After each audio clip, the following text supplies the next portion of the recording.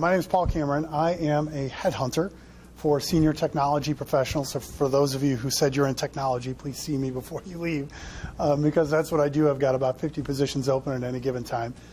For those of you not in IT or know what that is, basically it's like network architects and database administrators and programmers and those kinds of folks. This is not a technical presentation. This is about specifically the job search process.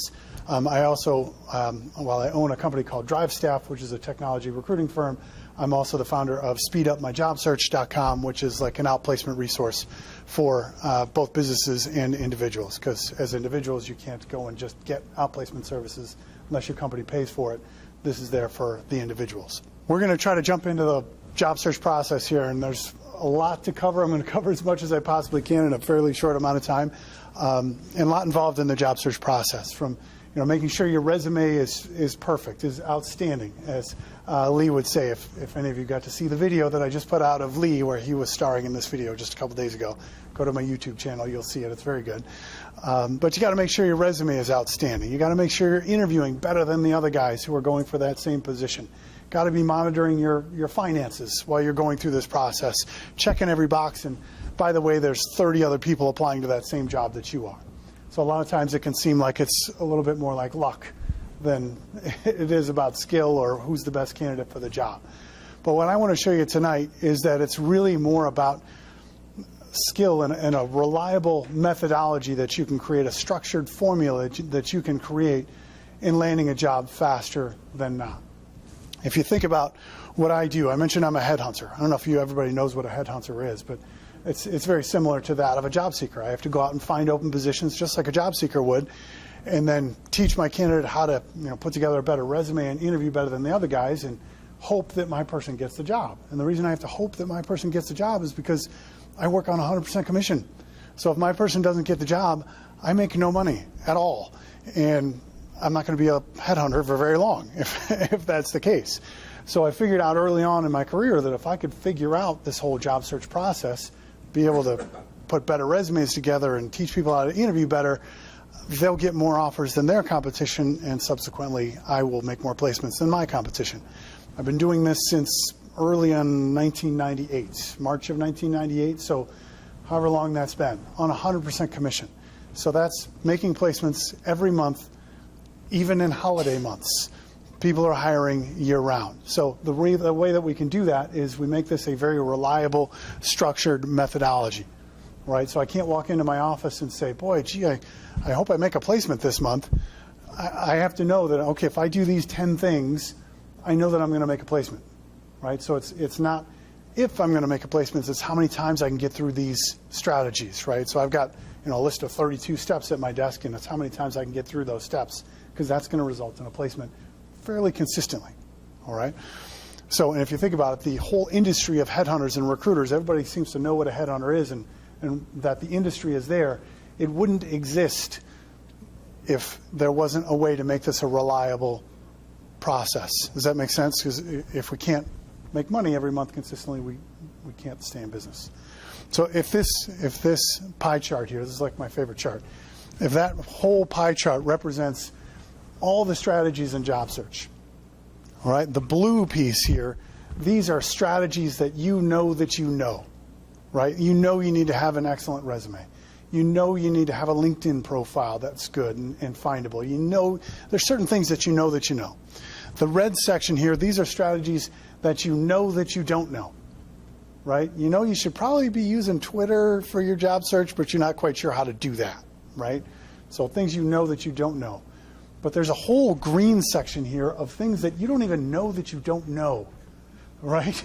This is where I live. This is why I can make this such a reliable process every single month, because there's lots of little things like, did you know that the font style and size that you use could be getting your resume automatically deleted before anybody ever sees it, right? And if you wonder why some of the bigger companies don't respond to you, well, maybe nobody saw your resume. If you're using a font that is smaller than 11 points, it's likely getting automatically deleted by some of the largest applicant tracking systems that are out there. This has been proven. We've tested it. Those companies have acknowledged, yes, those resumes are being deleted if the font size is less than 11 points.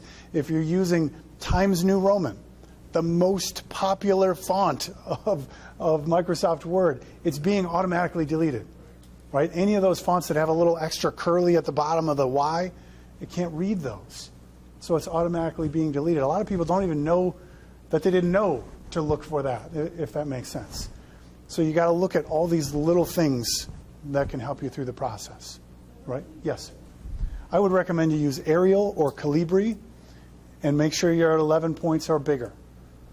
The days of printing your resume on ivory-colored paper and making it look beautiful are over, right? It's about applicant tracking system optimization.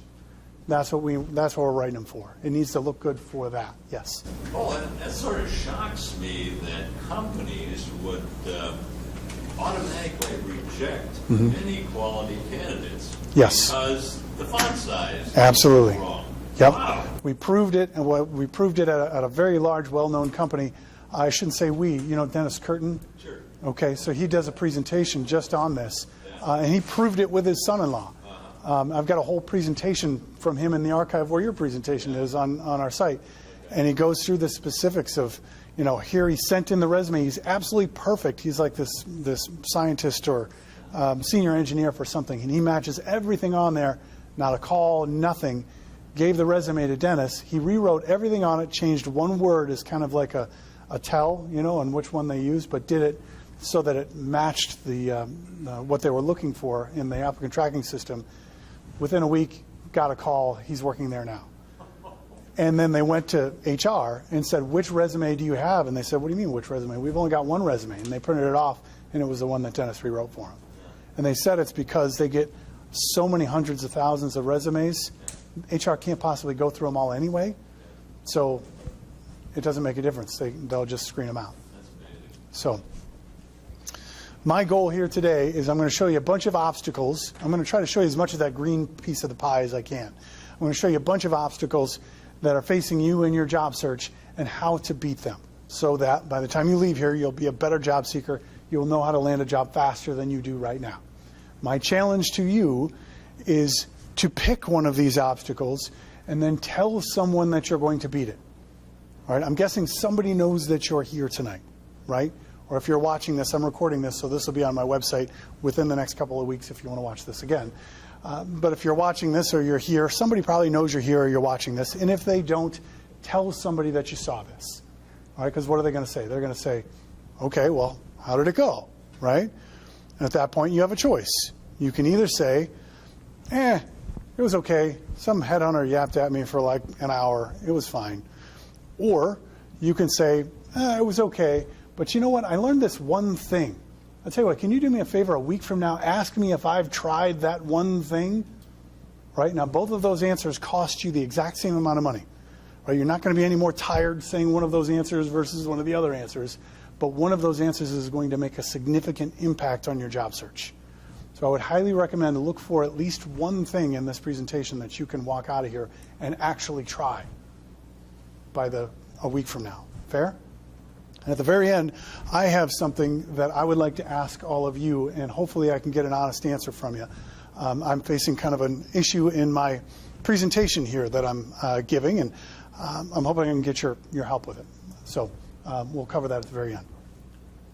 So first things first, fundamentals. First thing is to make sure you're organized. And of course, you don't need somebody up here telling you to get organized in your search. This is what I mean by that. Knowing exactly how to get a hold of your information quickly. So where you've applied for positions and what those positions were, being able to put your hands on that quickly, knowing where you've applied and having a planner of knowing when you're going to call the next person. Here's the difference. So as a headhunter, I'm calling people every day for positions.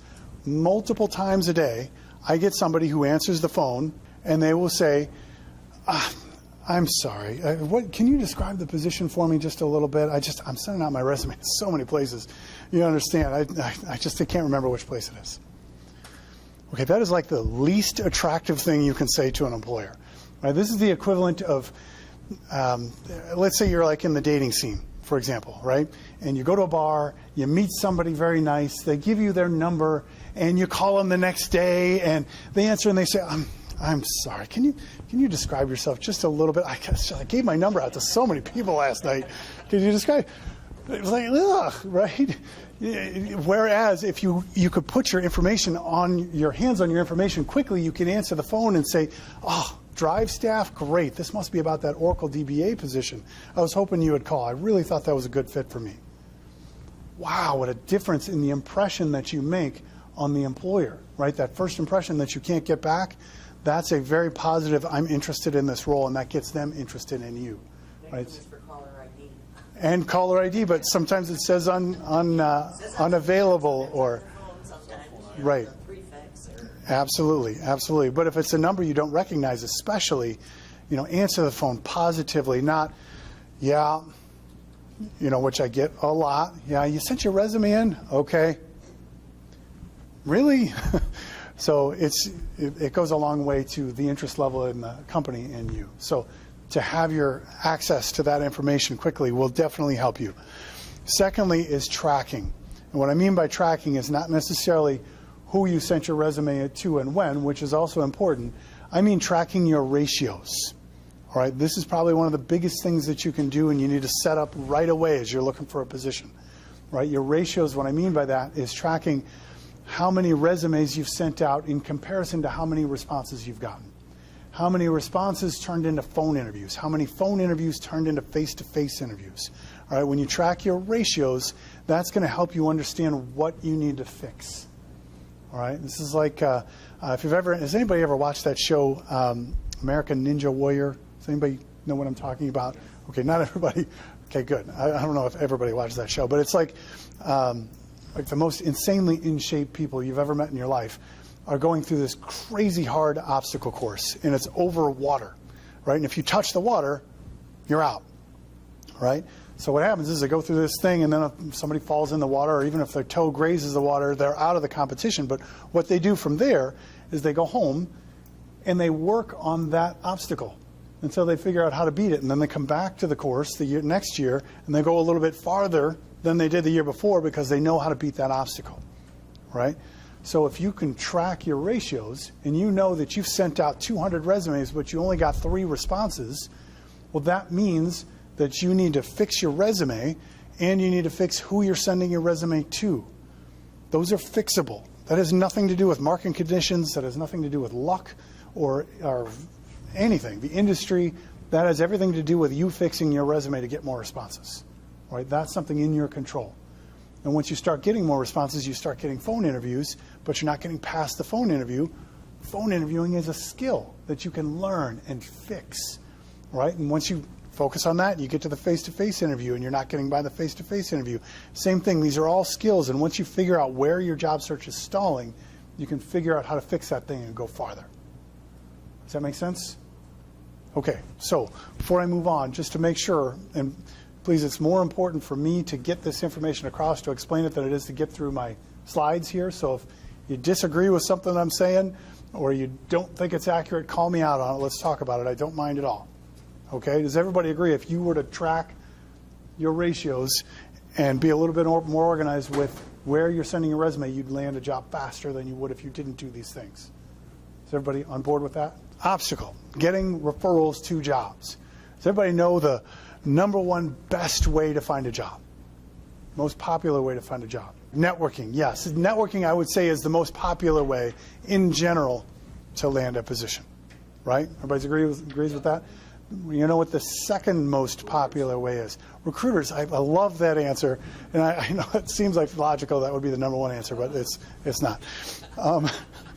The number 2 answer, second most popular way to land a job, is through employee referral programs. Does everybody know what an employee referral program is? Right? Not everybody. So basically it's when a company will say to their employees, if you can refer one of your friends in and we hire your friend, we will give you a check for $500 or $5,000 or a gift card to the movies, or they range all shapes and sizes, but they will reward you financially for referring somebody in that they hire. Third is job postings. All right, so statistically, the best ways to land a job are networking, employee referrals, and then job postings. All right, so that means we need others to promote and refer us. All right, so how do we get people who we don't know to refer us? A better question is, how do we find people that we don't know? Does anybody have any? How about LinkedIn? Yes, exactly.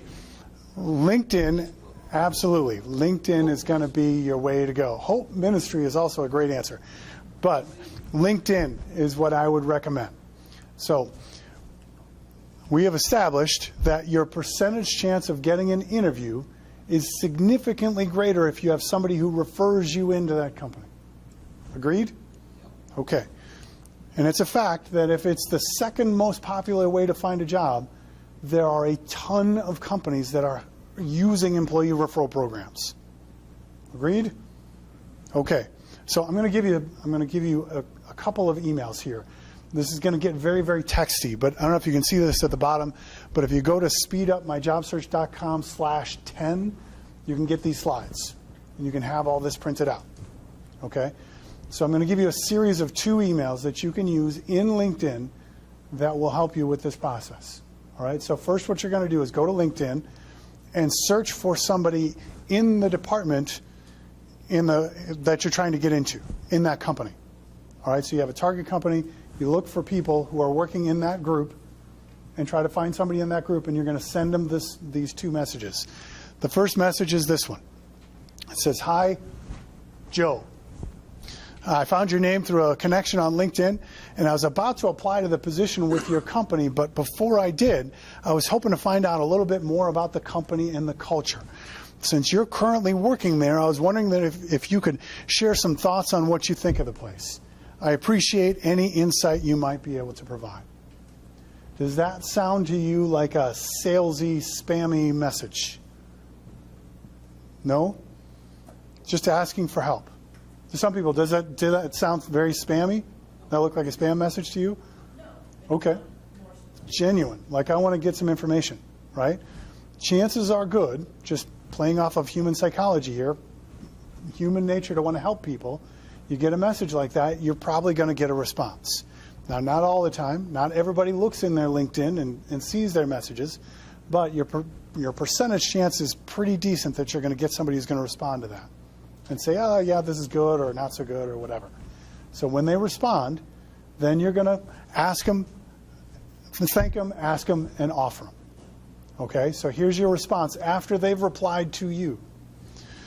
"So thank you, Joe. I appreciate the response. Based on your feedback, I will go ahead and apply to the business analyst position with your company. Do you know who I should talk to about applying for that role other than just sending my resume in through the online application?" Now, if they respond to that, you are going to be way ahead of anybody else who's just applying to the job online, right? We're not done. Actually, does your company offer any kind of a employee referral bonus? If you take a quick glance at my profile on LinkedIn, you think it makes sense for me to apply, I can send you my resume directly, and you can present it to the appropriate person and potentially earn that bonus if I'm hired. Thanks again. I appreciate your consideration. Now you've got an internal employee lobbying on your behalf to help you get that position, selfishly so they can earn that bonus, but what does that matter to you? Your chances of getting that job are significantly better. Now, if you did this to all of your target companies instead of just applying online, do you think you'd land faster than the people who are just applying online? Yes? Okay. And if anybody disagrees, again, please call me out on it, because I want to make sure we're all on the same page with this. This will definitely help you finding more jobs. So how do you network into jobs before they open? I hear a lot of people advising and coaching out there that they say that, well, you just need to apply to the jobs before they post them. Like, that's a great idea, but how do I do that? Right? So, right. So I want to show you how to do that here. So does everybody know Google News? Anybody use Google News at all? So if you don't, go to Google and Google News, and it will come up. It's a news source where they put articles and things together for you. All right?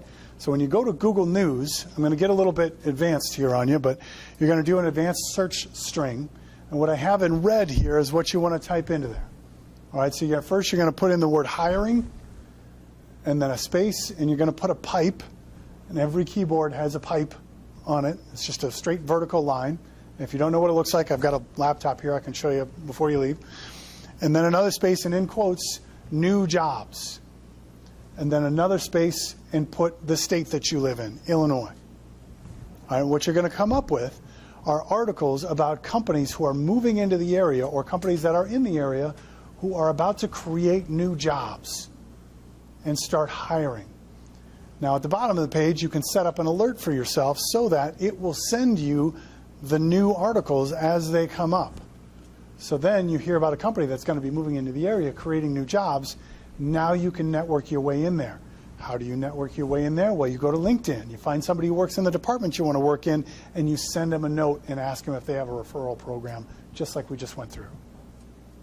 Make sense? That will help you. Next, being found online. Now I'm going to get really technical on you, but again, all of this is on the slides, and this will just follow along with me. You don't have to write this down. I will explain why I'm doing what I'm doing here when I'm done. Okay? So, as a recruiter, one of the ways that I try to find candidates that my competition cannot find is I will do advanced search strings through Google. They have these advanced search strings that you can put together so that I can come up with resumes that not everybody's going to come up with. I can do a very deep dive into Google to find exactly what I'm looking for. So if I want to find, for example, a SQL Server DBA, you don't need to know what that is, but it's a specific kind of a database, and I need to find one of those particular kinds of DBAs. What I'm going to do, here's my search string. I'll tell you why this is important at the end. I'm going to put a little tilde, whatever you want to call that, the squiggly line, resume. What I'm looking for there, what that does is it goes out to all web pages that have the word resume in the title of them. Okay? And then I'm going to put in quotes SQL Server, because that's two words, and on whatever results page that I come up with, I want those two words to be in that order next to each other. If I put them in quotes, only pages that have SQL and server next to each other with a space in between, those are the only results I'm going to get. Then I'm going to put Illinois, and I've got it in parentheses, so that pipe just means or, so you know. So Illinois or IL. All right, and the next one I've got in parentheses, here's a bunch of words that I don't want to show up in my results. Okay, so the way I do that is I put a little minus sign in front of them. So when you do a Google search, and I'm looking for just SQL Server resumes, I'm going to come up with pages and pages and pages of job postings. I don't want that. I want the resumes. So the way that I eliminate all those job postings from coming up in my results is I put a minus sign in front of the word jobs, in front of the word apply, in front of the word submit, in front of the word sample, example, benefits. All right? I don't want any of those words to come up in my results. And then I'll specify the file type, a PDF or a doc or whatever it is. So here's what you need to learn from this. If the words job or apply or submit or any of those words are on your resume, you're not coming up in my results. If you want to show up in my results, those words need to be off of your resume or your LinkedIn profile. So look for those words and get them off of there. This is one of the oldest tactics. I gave a presentation on this to a group of recruiters in 2003 on how to do this. It's a very old tactic, but we're still doing it every single day. There are recruiters out there doing these searches. So if you have your resume online, like on your LinkedIn profile or on a website or in your university's career website or any other user group website, recruiters are doing these advanced search strings because a lot of times we can get around the membership requirements of, for example, university websites. We can get around a lot of those where they try to keep them protected in their little database. We can go grab those resumes because they haven't put a strong enough firewall around it. And I can call those people. Does that make sense? When you save it as, that's a great point. When you save your resume as, you want to make sure, and this is not on my slides, but make sure your name is on it. You save the document as first, last name, the title that you want, and the word resume. All of those need to be in the save as title, because again, it's going to come up in these results. Everybody with me? Okay. So again, if you did these things, do you think you would land faster than somebody who had no idea this was going on? Okay. If anybody disagrees, jump out. So, how about LinkedIn endorsements? Usually I get a lot of looks like that, a lot of scrunched noses like, oh, really? It's a bunch of skills I don't have, a bunch of people I don't know endorsing me for skills I don't have. I get it. But rather than just dismissing these people as crazy people endorsing you and they have no idea who you are, these are warm leads. All right, so the next time somebody endorses you for a skill that you don't have and you don't know this person, or regardless whether you do or not, go to their profile. Endorse them back, and then look through every company where they've ever worked. And then do an Indeed search to see if there's any relevant jobs at any of those companies, because then you can immediately email that person back, a person who just reached out to you to try to help you and say, hey, I want to network with you. You can say, hey, thanks so much for the endorsement. I really appreciate it. I just endorsed you back. If you need any more, let me know. I'm happy to click any of those buttons you want me to. By the way, I noticed that you work over at XYZ company, and I was just about to apply to a position over there, but since you work there, maybe you can tell me who I should reach out to, and you can tell me a little bit about the company. By the way, does your company have any kind of an employee referral program? If it does, I'd be happy to send you my resume. You can present it to the right person. All from a useless endorsement. All right, so how long is that going to take to check your endorsements every day? 10 minutes at the most. Reply back to them. There's warm leads that you're going to generate. All right, that'll help.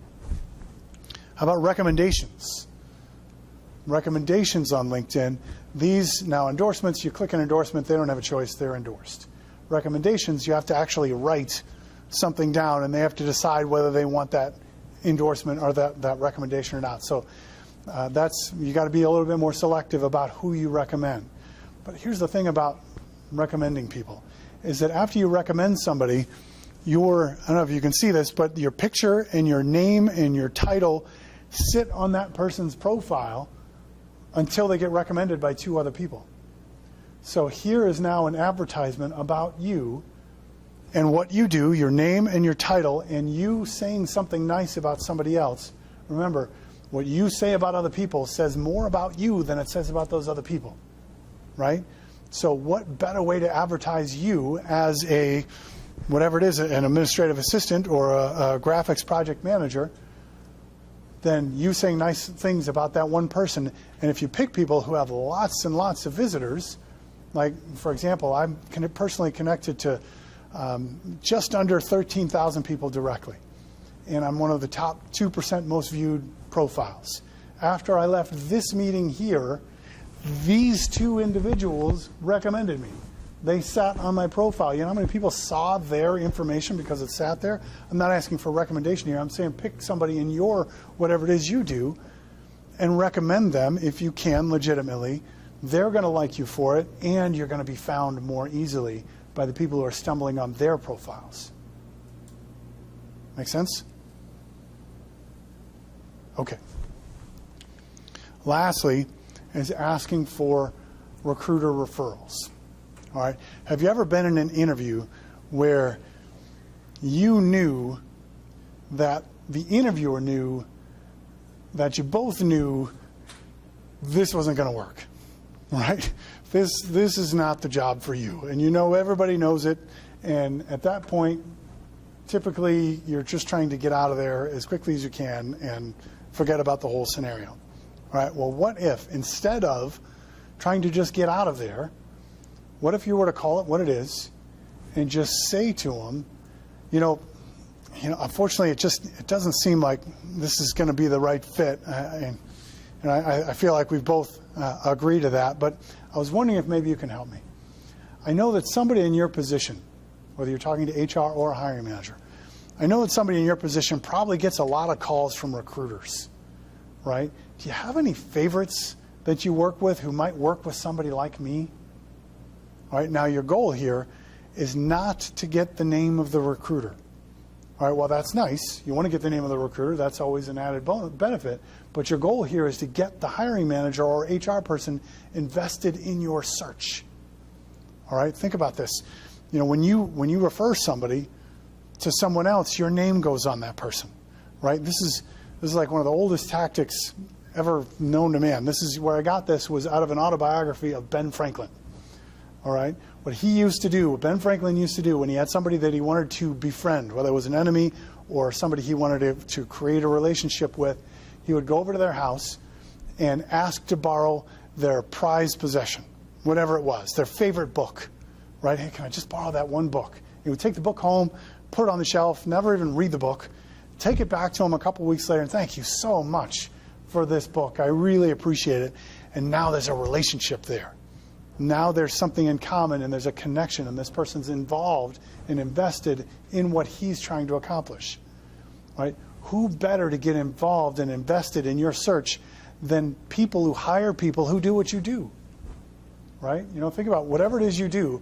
I'm guessing that at your last company, you knew people who also did what you did at other companies, right? If you're in HR, you knew other HR people at other companies. If you're in maintenance, you probably knew other maintenance guys at other facilities, right? Whatever you did, you know people at other facilities. So do they. When they go out to lunch, they can't hire you. But now you've got this person who's invested, who you now have an open door to call back and say, hey, I just wanted to say thank you for introducing me to that recruiter. I understand, you know, why you like him so much. You know, great experience. I really appreciate that. By the way, since we had that interview, you know me better than the other people would, because you took me through an interview. If you see anything else out there, please keep me in mind if you know any other companies hiring. Now they're out to lunch with their friend from the other company. You know, I'm really looking for somebody who does this. Do you know somebody? And now you're referred. All right? Plus, it helps to call that recruiter, and they can help also. Make sense? Okay. So, finding more job opportunities. I talk a lot about how the job search process is not about luck, right? It's about skill. And the one objection I get to that is, well, there's only so many jobs out there for people like me and who do what I do, right? And that's not up to me. That's up to them. So it is a little bit about luck. And my response to that is there's more jobs than you think out there. And there's a lot of unadvertised jobs that you're just not seeing posted. You figure to post a job, it costs like $400, right, to post a job. I have 50-some job openings right now. I'm not paying $400 for every one of them to be posted out there. But that doesn't mean that you can't find them. The way these applicant tracking systems work now, and everybody knows what I mean by an applicant tracking system? Yes? Okay, well, when you send your resume in, that's where they store the resumes, but that's where they also store the job descriptions. If I want a job description to show up on my website, I check a box, and it shows up on my website. If I want it to come off my website, I uncheck that box, it immediately comes off my website. Well, the only way that that functionality is possible is if all those jobs and those descriptions are sitting in a public database someplace that you can search. Right? Now there's firewalls around it, there's protective things so that people can't stumble on them, but if you know specifically where to look, you can search them. Right? So I want to show you how to do that. Again, this is going to get a little technically involved here for a second. If you go to speedupmyjobsearch.com, the second video on the home page, there's a 5-minute video. It walks you through with screenshots exactly how to do this. All right? But at a 10,000-foot view here, you're going to go to Indeed. And you're going to do a search on Indeed. It does not matter what you're searching for on Indeed. You're looking for the postings, not the positions. Okay? Because now you're going to start clicking on the positions that come up in the results. And what you're looking for are URLs that don't match the company name. A URL is the website address, right? The domain name, the www.companyname.com. Right? So in the video, if you go watch the video, it's going to show an example of RightPoint, for example. There's a company called RightPoint out there. And if you click on their job posting, you know, you'll see the job posting. They're looking for a SharePoint developer at RightPoint Technologies and blah, blah, blah. You click on the posting, and then you look across the top, and it says www.taleo.com/blah, blah, blah, blah, blah, blah. It doesn't say RightPoint anywhere up there. You just found their applicant tracking system. All right, so now what you're going to do is you're going to take the domain name in the first folder. All right, what that means is you're going to go www.whatever that company is.com / the first word. Whatever that first word is, whether it's a word or just a bunch of letters, that's the name of the folder that they're keeping all of these jobs in. www.companyname.com / first folder, copy that.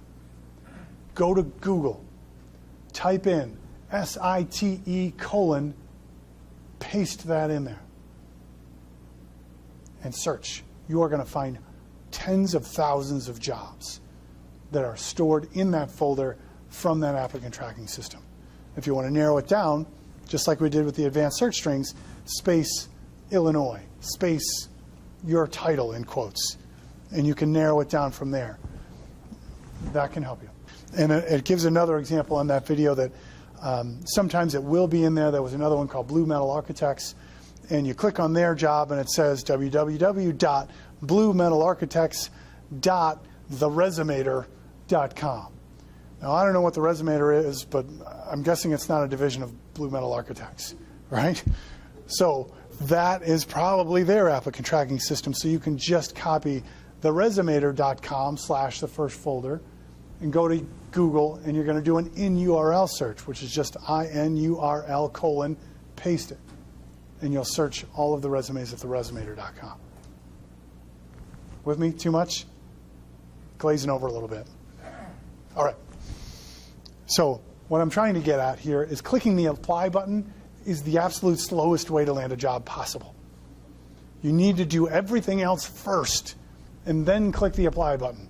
If that's the only thing you're trying, your resume better be dead on for that job, or they're not calling it. If you're not customizing your resume for each individual job, you know, you're looking for a handyman who fixes windows, and you check the yellow pages, and I see 10 listings, and I only see 2 of them that specifically say they'll fix windows. Who are you calling first?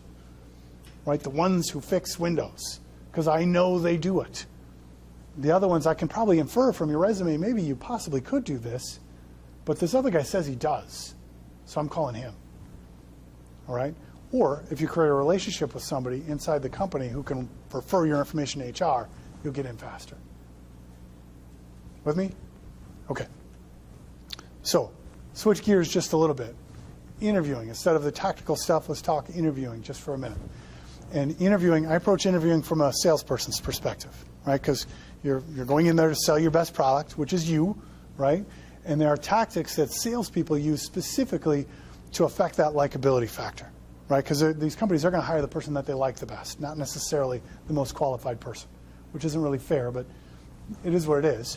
So when you focus on affecting that likability factor, you're going to do better. And salespeople have, they've almost broken this down into a science, and identified some universally likable human characteristics, knowing that if they can display those at strategic points throughout their interview, their percentage chance of being perceived as more likable drastically increases, right? I'm going to give you an example. My favorite tactic of all of them, this will give you an idea of what I'm talking about. I have a tactic that I call the slow pitch down the middle, all right? And here's how this works. When you're doing your research before the interview, which hopefully you're doing research before every interview that you go on, you're doing your research, you notice that the sales revenues for this particular company have gone through the roof, right? They're up 25%. All right, so now in your interview, you can casually mention to them, when I was doing my research for our meeting today, which by the way says, hey, I was doing research for our meeting today because I'm really excited about being here. Hey, when I was doing my research for our meeting today, I noticed that your sales revenues have just gone through the roof. I mean, did you bring in a new sales team, or what's happening to cause that? All right, that is a slow softball pitch right down the middle. Even if he wasn't intending on it, he's going to look around for a bat and want to knock that thing out of the park. He's going to feel compelled to start sharing the good news about his company, to start selling you on the opportunity of that organization. All right, now why do you want him selling you on the opportunity? Obviously, you're interested or you wouldn't be there. Well, think about the psychological foundation of that scenario, of one person selling another person on anything. All right, the person who's doing the selling is using their own personal persuasive skills, vulnerably laying their opinions out there to achieve a specific result, which is the interest in whatever that thing is that they're trying to sell to them, right? In this case, the hiring manager is trying to get you interested in the position. So at this point, you have a choice. You can either reject him and make him feel awful about his personal convictions, or you can start buying into what he's selling and becoming more and more interested in the position based on what he's telling you. That's going to make him feel great. That's going to give him that feeling of accomplishment he set out to achieve when he first started selling you on the opportunity. That's what's going to affect that little conversation he has with himself after you leave, where he says, boy, I don't know what it was about that person. I just liked him. And it's all this whole scenario that you're in of him selling you on the opportunity and you're buying into what he's selling it. That's positively affecting his feeling about you happened because you came prepared with your slow pitch down the middle question from your research before the interview. That's an advanced selling technique. All right, and that's how I want to approach these 3 pretty popular questions that you're going to face in most of the interviews that you go on. All right, my goal here is not to give you some canned answers. I want to make this real for you. So I will give you a heads up and maybe increase the stress level a little bit. I want to be asking you what you would say to some of these questions. Okay? So first is the why you're changing jobs. And before I even mention that, one other little sales tactic to keep in mind. I'm sure you've been told a million times at least that you never want to speak negatively about your prior employers, right? Basic psychology. When you speak negatively of other people, it reflects negatively on you. But what a lot of people don't take advantage of, especially in an interview setting, is that the exact opposite is also true. Right? When you go out of your way to speak positively of other people, it's going to reflect positively on you. It's going to speak to your character as a human being and say, hey, I'm a good person, if that makes sense. And it's easy to like a good person. And that can help as well. All right, so why are you changing jobs? Can anybody tell me why you left your last position? Or let me rephrase that. What you would say in an interview of why you left your last position? Yes? Workforce reduction. So you're in an interview and you say, it was a workforce reduction. Okay? Which is truthful. It's not negative at all. It's accurate, in my opinion. Rule number 1 of interviewing is to be honest. Right? That way you don't have to remember what you said later. So that's great. Just like downsized. I was downsized. Okay. In both scenarios, how many people were you laid off with? How many people were reduced? How many is that? 300. Okay. 640. Okay. So the point being here is I was in a workforce reduction with about 300 other people, with about 640 other people. You want to make sure it's a we and not a me. You with me? So you always want to include the number. All right, but what if, and whatever your reasons are, we don't have to go around the room. Whatever your reasons are, what if you started those exact same scenarios out with, it was a great company. I love the people that I worked with. The technology was great, but just unfortunately I got caught in a workforce reduction with about 300 other people. All right, that little compliment at the beginning, it's a great company, I love the people that I'm working with. I know that doesn't sound like a big deal. And they are not going to say, the hiring manager is not going to say, wow, that's amazing, you just complimented that company, here's an offer, you're hired. They're not going to do that. But you're just giving them one more little reason to like you. And you want to give them as many little reasons as possible. Remember that conversation after you leave that they have with themselves, boy, I don't know what it was about that person, I just liked him. It's because you very strategically and intentionally dropped all these positive character references about yourself throughout the interview by complimenting every one of your prior employers. Like going out of your way to compliment them, not just not speak negatively about them, but compliment them. So go through your resume and pick out the one thing you liked best about each one of the companies that you've worked for. So that when somebody asks you about that, that's the first thing that you think of, is that compliment, and that's the first thing you're going to say. Right? That will help you. Ooh, and I apologize, I messed. So I wanted to start by saying, here's some answers you want to avoid. So we didn't embarrass anybody, but you didn't say those things. So answers you definitely want to avoid are anything that starts with, I want out because. It's almost impossible to finish a sentence positively that starts with, I went out because whatever comes after that because is not going to be positive. Otherwise, you stay, right? So you want to use a running to format, not a running from format, right? So if you're leaving because management was horrible, you don't say, I'm leaving because the manager was horrible. I'm saying I'm leaving, one of the reasons I was looking was because I wanted to find a strong management team like I've heard you have here. Running to, not running from. Make sense? And compliment the prior employer. Okay, so what's your greatest weakness?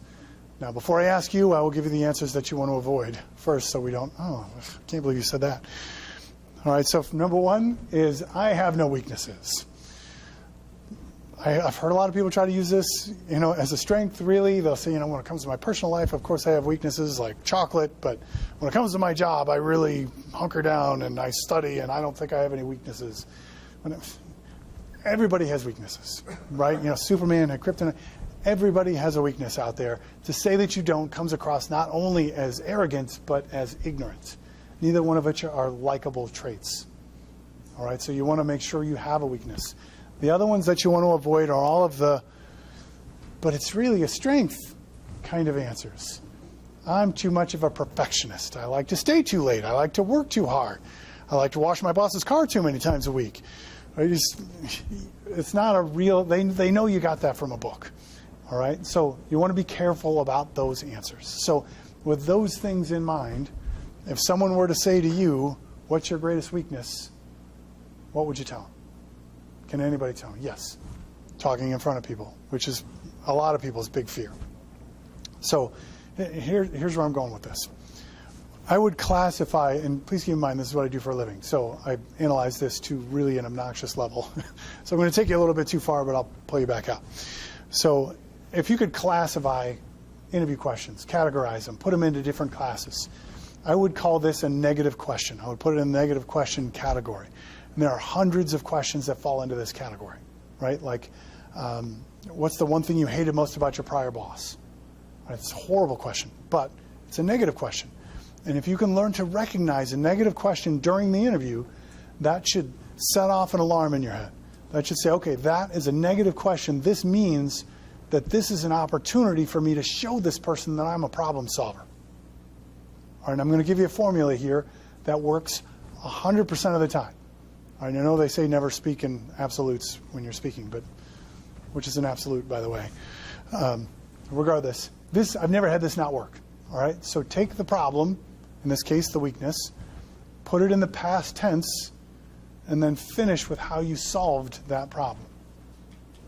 All right, so one of my greatest weaknesses used to be, when I would first start on a project, I would always be a little bit, quiet and not talking to a lot of people. But what I've really started to learn to recognize that in myself. So when a project starts, I'm making sure I'm collaborating with everybody else around me so that that's not something that affects the rest of my team. Here's the problem. Here's how I fixed it. Does that make sense? And if you can't think of a weakness, think of a frustration. What could happen in the workplace that would ever get you frustrated? Right? Everybody gets frustrated at work from time to time. What gets you frustrated at work? Those are great weaknesses. One of my greatest weaknesses used to be that, when I would get asked the same question 15 times in a day, in tech support, it's just, so kind of aggravating for me. But what I realized is this technology stuff comes a little bit easier to me than it does to them. And I'd rather them ask me one more time than to be cleaning up the mess 3 months from now. So now I encourage that question as many times as possible and try to create a knowledge base so that more people can learn from that. Here's the problem. Here's how I fixed it. Make sense? Okay. And where do you see yourself 5 years from now?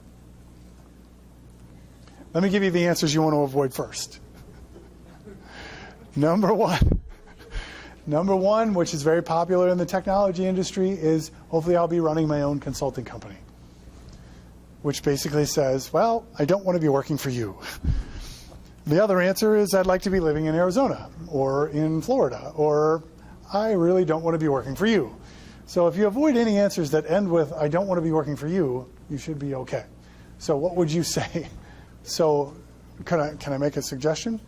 So with anybody who's aspiring to do something else down the line, which does show ambition, you want to start that answer out with, after I've been successful in this role, my goal is to, and continue to expand my skill set and grow, and if there's opportunities to move up, perhaps into leadership roles, my goal is to help the company in as large of a capacity as I can.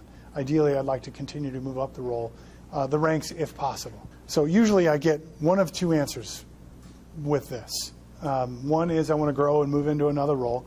Other people like what they do and want to continue to do that, whatever that thing is, 5 years from now. All right, and if that's the case, just want to make sure you're using very emotion-driven words, like impassioned words. You know what? I love working on technology and production support technology, and hopefully 5 years from now I'm still doing that because this is what I really enjoy doing. Right? I love working on whatever it is. That is going to help create interest in you.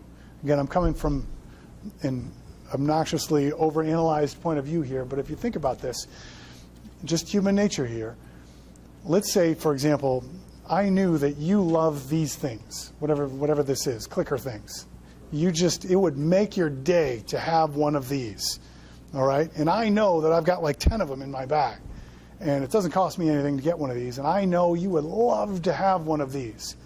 I am going to feel drawn to want to give this thing to you, right? Does that make sense? I know that I can make you happy by giving this thing to you. I have two candidates. You both have the same experience, the same skill set, the same salary, the same everything. But one of you would love to have this job. The other person just wants to be a manager someplace. They don't care where. That's going to tip the scale in your favor every time. Because from their perspective, you're going to bring all these intangibles to the job that the other person won't because you're so excited to be there.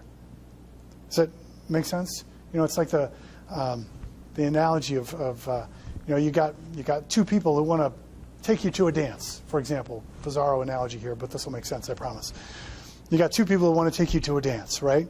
One of them walks up and says, I'm sorry, what's your name? Stephanie. I hear you're such a great dancer and you're such a nice person. It would be a blast if you would go to this dance with me. Would you go? And the other one walks up and says, you know what? There's this dance across town. I really don't care who I go with. I hear you didn't have a date. You want to go? Right? No. Right? You're going to be attracted to the person who wants to go with you. Right? Your interest in them will create interest in you. It's easy to like someone who you know already likes you. Will make a huge difference. So one thing that actually I want to throw out there here for you, and Lee, I don't want to put you on the spot here, but I'd love to get your opinion on this. This is one of the reasons I love this club, because we've got Lee as a resource here, and it's fantastic. So I created a document that, in my opinion, will really help people in their job search. I would love to get your thoughts on this. I call it my interview influencer doc. All right, and tell me if you agree with this. Employers love people who have done their research prior to getting there, right? Employers love people who are prepared for the meeting that they're about to have. They love people who are planned and have planned questions prior to an interview. And they're organized and prepared for that interview and that take notes. I created this document, and people who are interested in them. All right, so I have a document. If you were to utilize this document, I think that this would help you. And I would love to get Lee's opinion as well. So here's what the document looks like. And again, this is also on the speedupmyjobsearch.com/10 page. You can have this if you want this. And it will show you how to do it. The top half of the page, you're going to paste the home page of their website on the top half. And in the bottom half, it says planned questions and notes. And then along the bottom, I've got 5 check boxes of very general kinds of things. You don't have to read them. I'll tell you what they are. The one says good culture and people. That can be true about any company, right? Can learn and grow in this role. Nice facility or building. It's a good commute. And the X factor, that it factor about a company. You could say that about any company, right?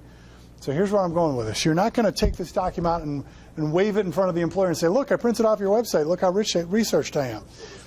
You're right. You're not handing it to them. You're simply, hey, can I take some notes? You take this out and you set it on your lap or on your valise or whatever you're taking notes on to take notes.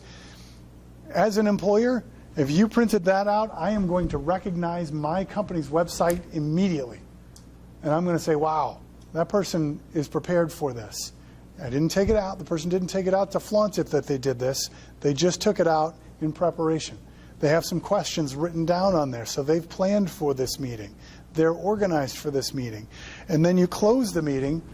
As you're going through the meeting, you check all those boxes off, And then you can close the meeting. They say, do you have any other questions? At the very end, I think you've answered all my questions.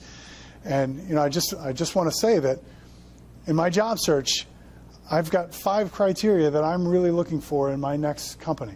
And I got to tell you, I've checked all 5 of my boxes here. So I hope that you think this went as well as I did. I'm really hopeful to hear from you. Now you've got evidentiary proof that you're interested in the position and that there's forethought behind it. If you did this at every one of your interviews, I mean, Lee, what would your reaction be if somebody did that? That would be across from you. That would be impressive because it's the bottom one is are interested in them. Every one of the comments up above demonstrates that you are interested in them because, as you said before, you don't hire the best person. You hire the person who's most interested in the company, and right. that's the ways to demonstrate that. Okay. So this is also on that page if you want it. So if anybody wants those, and there's instructions of how you can cut and paste easily on the top half of the page. So last but not least, how much time do I have? Lee, am I okay? Okay. So last but not least, the last obstacle is stress. All right. If you're a job seeker, you're essentially a 100% commission salesperson. All right. You only need to make one sale, but you're a commission salesperson. Here's how salespeople reduce stress.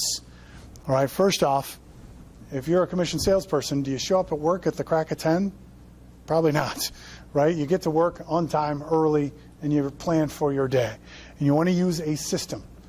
All right. So I'm going to give you 2 different systems here. All right. Both of them I like very much. The first one I have been using for years and years and years. I love it. I use it to this day. It's my favorite. But we found a flaw with it. So I had to create another one. I'm going to share both of them, and I'll share what the flaw is. But these will help you. So I personally am a fanatical Chicago Bear fan, sports fan. All right? And yeah, thank you. I was waiting for that. It's very unfortunate this year, but other years, well, 2006 was great. But the one thing I love about sports in general is that at the end of the year, we know how they did. The reason everybody's saying that's too bad is because the Bears are 2-10 right now.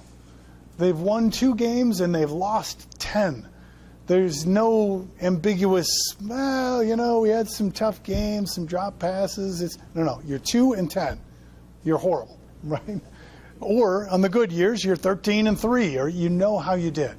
So what I did was I took all the activities that I had to do for the day, and I put a little W and a little L next to them. And if I did the thing, then that's a win. If I didn't do the thing, then that's a loss. All right, so you take all your activities for the day, whatever they happen to be, and these are just arbitrary. For example, you don't have to write these down. They're going to be different for everybody. But for example, did you spend an hour searching the internet looking for jobs? You did? Great, that's a win. Did you send out 5 resumes today? You did? Great, that's a win. Did you call all 5 of those companies? No, I didn't call all 5 of those companies. That's a loss. Did you plan your day for tomorrow? Yes, that's a win. How was your day today? Today was a great day. I went 10-0. I went 9-1. Or not such a good day. I went 3-7. Right? But the great thing about that is you know which games you lost, so you can fix them the next day. All right, so it's a wonderful system. I use this every single day at my job. I love it. Here's the catch. Here's the minor flaw. I used this on my recruiters for a good portion of time because I liked it so much, and they had fun with it. And they were leaving every day, and they'd say, great day, boss, 9-1, 8-2, great job, good way to go, right? We come to the next kickoff meeting at the beginning of the month. All right, how many new clients did you bring in? 0. Wait a minute. 0? How do you have 0? You had winning days every single day. Well, the one game they lost every day was marketing calls. If you don't make marketing calls, you can't get new clients. Got to make those calls. You can't just not do that part of it. So I had to come up with a new plan. This one admittedly adds a little bit of pressure, but it helps. Whichever one you want to use would be helpful for you. So at this point, I liken their job to that of a school bus driver, because you can't just not pick up one of the kids, right? You could have some upset parents on you. So did you search the internet for an hour? There's a kid. Did you send your 5 resumes? There's a kid. Did you call the 5 companies? Yes, kid. Plan the day. There's another kid. All right, well, here's how this reduces stress. Not just the levity of how you put this thing together. It's when you're trying to relax at the end of the day, right? You go through a full day of job search, and it's been hard, and you're tired, and you just want to sit down and watch some TV with your family, right? And you flip on your favorite show, maybe you watch an episode of The Voice, all right? And you sit down, you relax, and about after 10 minutes, that other little voice starts popping up in the back of your head. Now, what are you doing? Why are you watching TV? You should be looking for a job. If you've gone through a plan that you know works, every day you did everything you're supposed to do, you can turn to that voice and say, stop it. I did what I was supposed to do today. I'm going to do it again tomorrow. And if I keep doing this, something good is going to happen. That's how you get rid of the stress of a job search. Have a good plan, execute it every day, and the stress goes away because you know good things are happening. So if you were to try to overcome getting more referrals, that obstacle, if you were to find more job openings, interview more successfully, eliminate the stress of your job search, would you find more jobs, or would you find a job faster than somebody who wasn't doing any of this stuff that we talked about tonight? Lots of green pie here, right? So a couple of books I would recommend. And my point here is you want to spend some time learning the job of getting a job as much as anything else. It's nice getting a certification for what you do, but if nobody shows you how to get into that job, the certification doesn't help you as much. All right? Not anything against certifications, certainly important, but you got to learn the job of getting a job. There's some great books. Martin Yate has a good book. He's got a lot of good books. He puts out like 3 a year. The guy's a machine. He puts out all his Knock 'em Dead books. Those are really good. Harvey Mackay, he is most known for his business books. He's a business tycoon responsible for like Vinny Del Negro getting his job in Chicago and the Vikings having their stadium. He wrote the book of How to Swim with the Sharks Without Getting Eaten Alive. He has got a book called Using Your Head to Get Your Foot in the Door, and it's about job search. Don't totally agree with what he says about headhunters in there, but other than that, really good book. And if you go to speedupmyjobsearch.com under the recommended books page under the resources tab, I've got interviews. I interviewed both of these guys. You can listen to them talk about their books. Highly recommend both of them. The last one here is my favorite. I try to read this every year. It's called Success is a Choice by Rick Pitino. And this has nothing to do with job search and everything to do with job search. Rick Pitino is a basketball coach. And the whole premise of his book is that success is not a fortunate set of circumstances. It's not a lucky break, right? You choose to get to the interview on time. You choose to use LinkedIn to your advantage. You choose to study these interviewing tactics. You choose to be successful in this job search process or not, all right? Success is a choice. When you leave here, you have the choice of telling someone that you're going to beat an obstacle or not. And that choice that you make will have a significant impact on your job search. Make sense? So here's where I have a question for you. And if I can lay this out there and get some honest answer, you don't have to read this. I'll explain it. I'd love an honest answer. If you don't want to tell me now, that's totally fine. If you can send me an email and tell me privately, I promise you will not hurt my feelings. I really want an honest answer to this. So I've been doing this presentation. I've done this a lot. Dozens of times I've done this presentation, and I usually, in person, we get a really good response to this. Does everybody feel like if you did this stuff, it would help you? All right? The best way I know to ask this question is to use an analogy. Okay, so I'm going to throw a weird analogy out here for you, but it'll make my point. So let's say, hypothetically, you walk up to a lake, okay, and you see a guy fishing.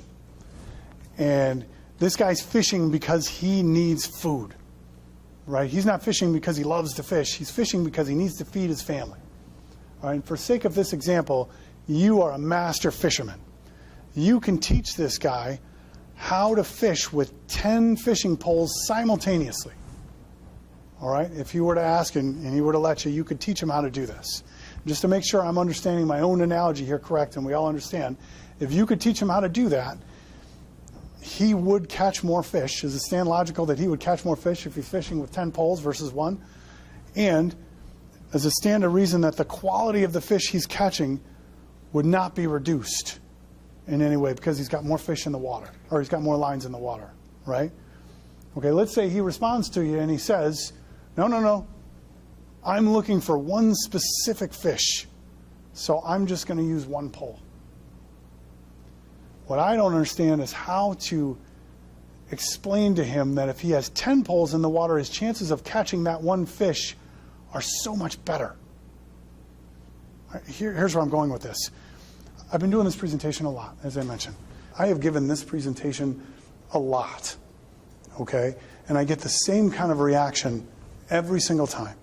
Yes, this will help me. And I made sure to verify all the way through with each thing, will this help you? Will this help you? And you all said yes all the way through. Every one of these presentations, I say, you can go get these slides, and I make a web page for that site. If I have 50 people in the room, maybe 2 of them will actually go and get the slides. Maybe at most ever.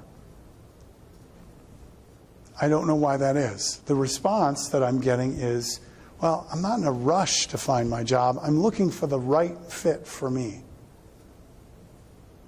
Well, okay, but if I could show you how to put 10 lines in the water, doesn't it stand to reason that you're going to find that right fit faster? Is my dilemma. We've all agreed that these techniques will help you. And if you go and get those slides, they will help you to do these things. But consistently, well over a dozen times, I'll be in a room of 50 people and do this exact same presentation as good as I possibly can. Maybe 2 people will go get the slides. Maybe.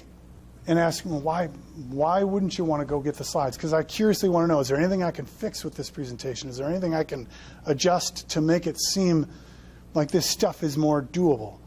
And some people said it was overwhelming. It's a lot of information, hard to do it all. When I get overwhelmed, I shut down. So I've created a step-by-step. If you want to implement all this stuff, if you go to this /10, I've created a 10-day challenge, free 10-day challenge. If you do this, it will show you how to do all of these tactics, 10 of these tactics, implement them one by one into your job search. So 10 days from now, you will be doing all of this. So you will find a job faster. And I offered this once before. Nobody in the room did it. Not one person. So I would love if you would take my email. It's paul@drivestaff.com. And if you have any idea or guesses on why this would be, and if you don't want to go and get these slides or take this challenge, tell me why. I'm just totally okay if you don't go do it. I'd love to know why. If there's things you can think of that would help make it more comfortable for you, because this will help you. If you do this, it will help you. I've seen it work for hundreds of people. I mean, this stuff works. It's not up for debate. This works. If you do this, it will help you. But again, if history is any guide for me, maybe 2 or 3 of you in the room will go and get the slides. So I would highly encourage you, please go get these slides. They will help you. They're free. It'll help. So, well, thank you guys very much. I appreciate you letting me throw that out there. So thank you.